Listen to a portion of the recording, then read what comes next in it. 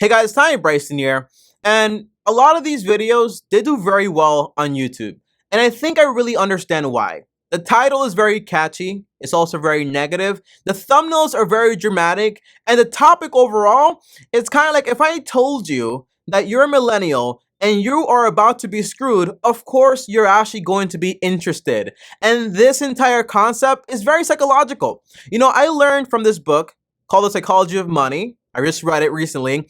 They said if I told you about a stock that was going to go up all the way to the moon, you would probably ignore me. But if I told you that one of your stocks, for example, was going to go down, all the way down to zero, you would probably listen to me very carefully. Because when something is going to affect you, usually in a negative way, people tend to be very attentive. So when it comes to this topic of millennials being screwed every other week or every other day with a video on YouTube, I just wanted to make more like a final video to kind of say, hey, here are the 5 main things that can basically screw you over and how they're screwing you over right now. And here's what you can personally do as a person to make sure that that's not your case. That although the economy is crashing around you, that you are going to be okay and you're not going to be that affected. So if this sounds good, smash the like button. And on top of that, if you're new here, subscribe to the channel and hit the bell to get notified.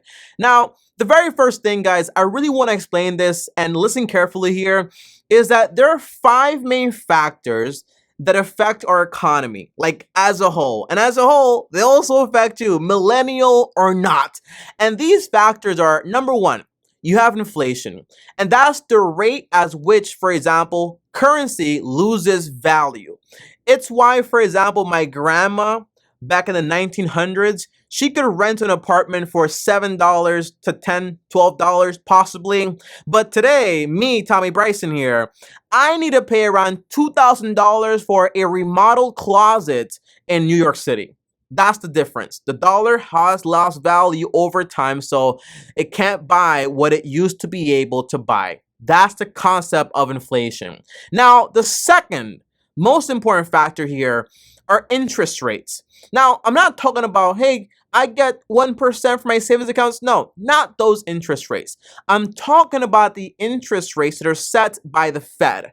And the Fed sets the interest rates to try to basically control the economy in a sense. Not really control it, they can't control it, but more like manage it in a sense. So, why are interest rates so important? Because interest rates set the rate for all the other rates that you care about. So when interest rates are set low by the Fed, banks can borrow money for less money or less expensive. Thus, they lend you money for a less expensive amount, meaning that a business can now borrow more money, is cheaper, great, the economy grows. But when the Fed sets interest rates high, guess what? It becomes more expensive to borrow money. So if the bank, if it's more expensive for them, they're going to pass that expense to you, which means you won't borrow that much money. Same for a business, and same, hey, if we can't expand that quick because we can't borrow that much money, we can't hire as many people. And usually when rates are low, you gotta be careful with inflation. When rates are very, very high, for example, deflation might become a very real thing. Now, the third factor is gonna be the unemployment rate. People usually don't care about this until they're the one with no job, but the unemployment rate is not like what percentage of the entire country does not have a job, because then you would include kids and infants. It's not that. It's the people in the labor market that are able to work and looking for a job but cannot find a job. So the higher this number is, it means that, hey, people out there can't find a job. That's not good. The lower this number is, it means, hey, people are able to find jobs, and that is awesome. When you have an economy where people have jobs and they're employed, they have more buying power. Means the economy grows and grows because people tend to spend more and more money, they invest more money, and they do a lot of things with money. Okay, so unemployment rate, it's important. It always will be important as far as the macro level when it comes to the economy, especially when it's you losing your job. The fourth most important factor, but the least important factor, in my opinion, is home prices, right? This affects you a lot because it's the difference between you being able to afford a home or not being able to afford a home. And the main effects that affect home prices are going to be demand and supply. Supply is the amount of houses are available to actually be bought right now. Demand is the amount of people that actually want to buy a home right now.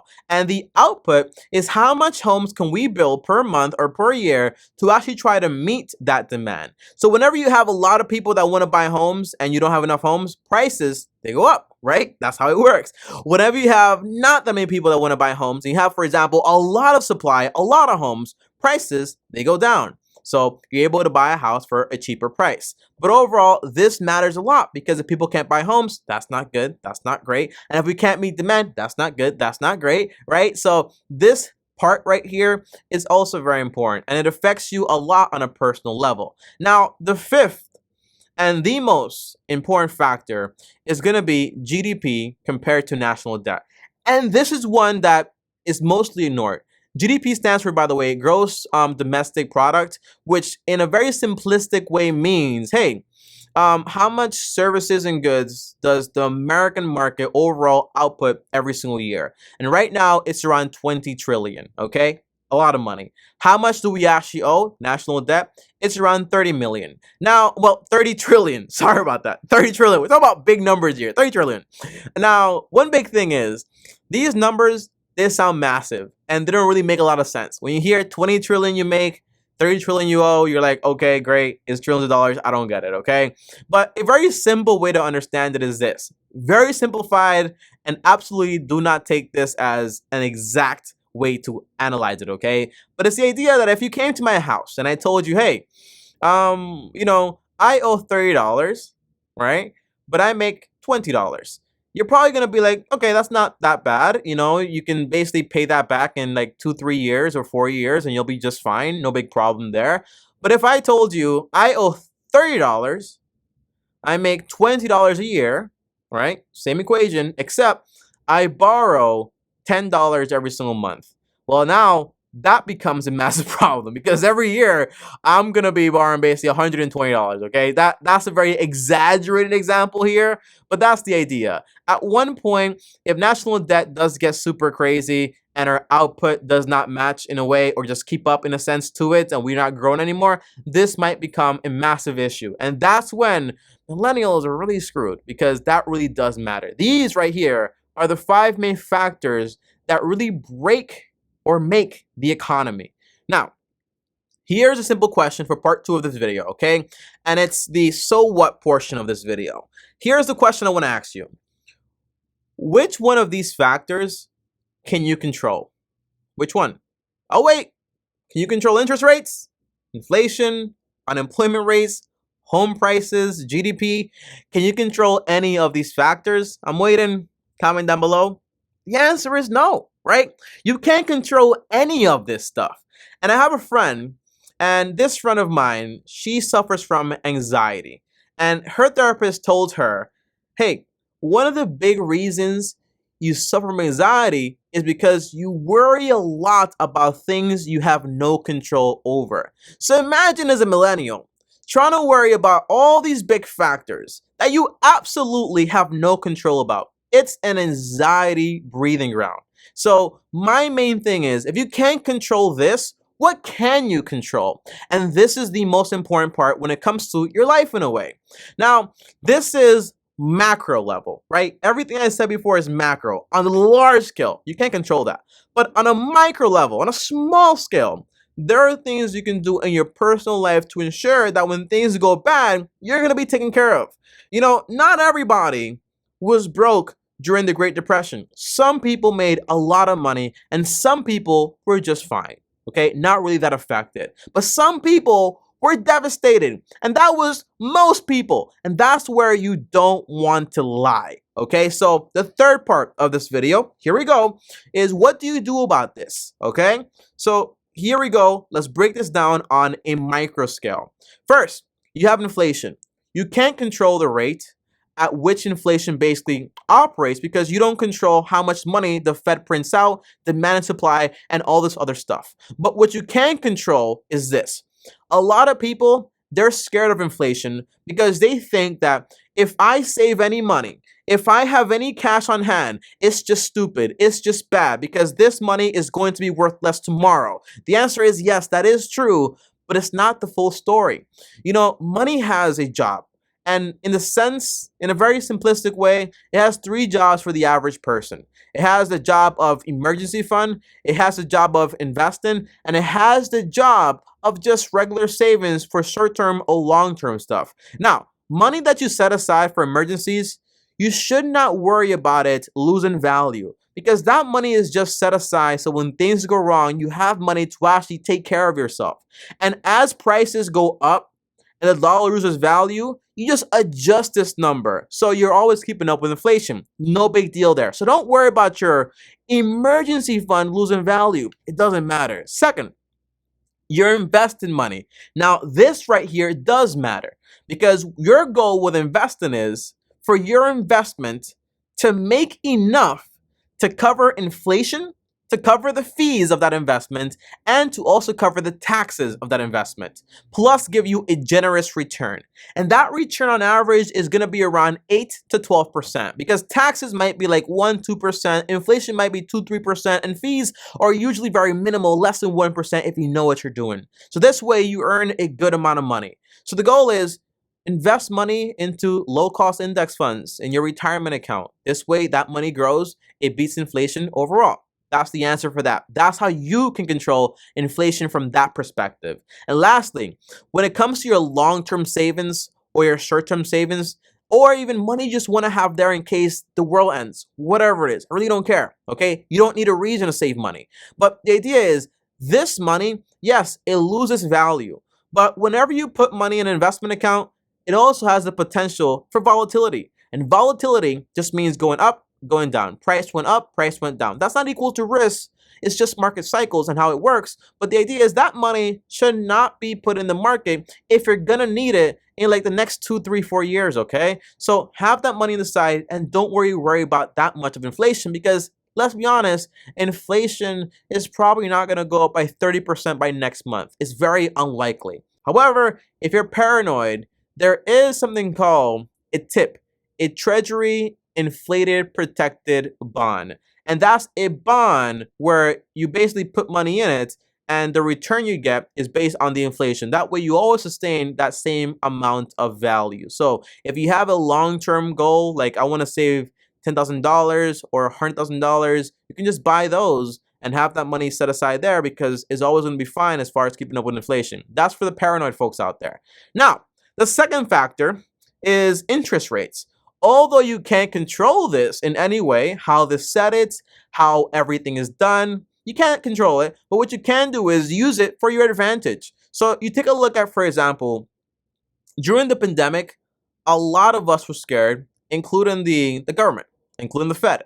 So they lowered rates to basically a historical low rate, meaning that for that portion of that time, you could buy a home basically for nothing, like for free money, because rates became that cheap. Now, this is good because you can use history to show you, hey, are rates really high right now or are they pretty low? But in reality, when it comes to a micro level, rates are a kind of like a, how do I say this?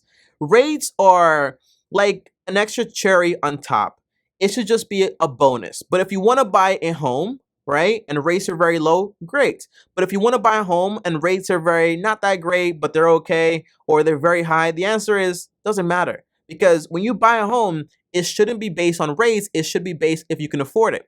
If I bought $1 million property when rates were very low, does it matter? No, I can't afford the home. Doesn't matter. If I bought a home back when rates were like 10, 12% back in the 1900s, and I can afford it and pay it off potentially, does it matter? The answer is no, because I can afford it. So use rates to your advantage, but don't use rates to make a decision if you can't afford whatever you're going to buy.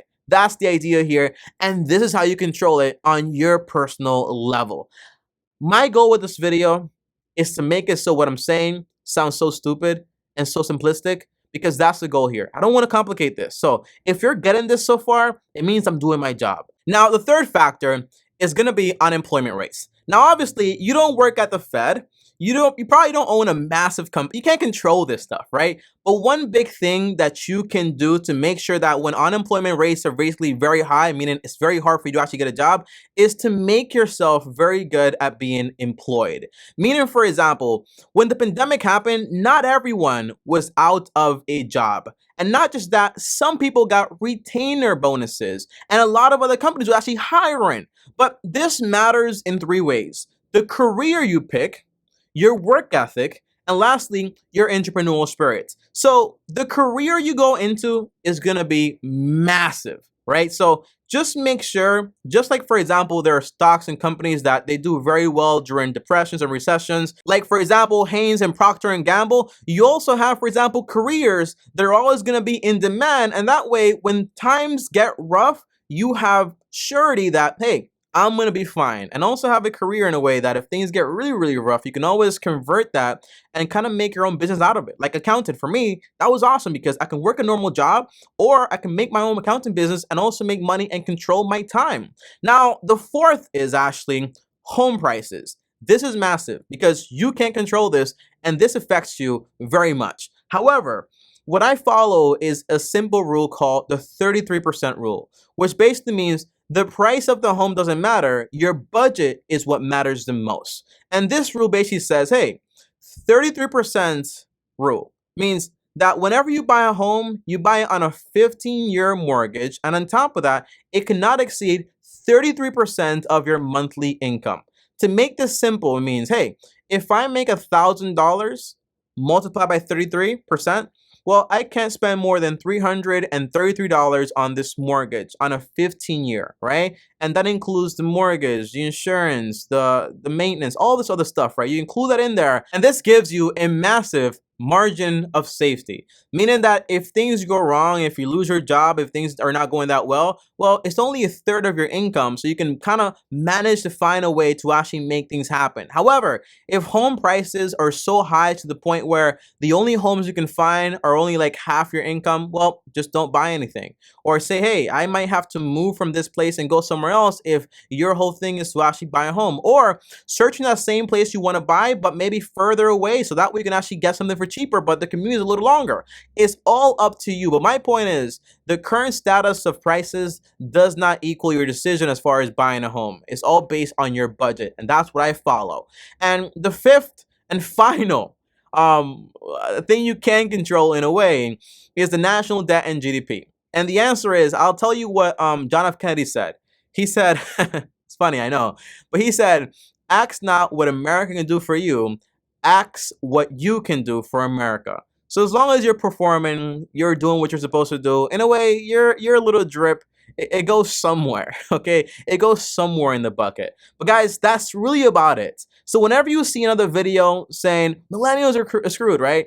As long as you're taking care of all of these 5 factors on your micro level, you have no debt in a sense, you have an emergency fund fully funded, you're investing money to take care of that, and you're also buying a home and trying to pay it off very fast, you're gonna be just fine. But if you want to buy my course, for example, from step 1 all the way to step 4, that takes you around like 10 to 12 years on average to actually do completely in full, I have a link down below with a discount code also, and feel free to actually use it. Thanks for watching. As always, comment down below any questions if you do have some. That's my job. I want to be here to help, so ask away. Thanks for watching. As always, like, subscribe, hit the bell so you're notified. If you want to follow me on Instagram, it's at TommyBryson. If you want to call me and talk to me one-on-one, the link is down below. Up here is another video, and here is my face. Thanks for watching, and as always, long-term team,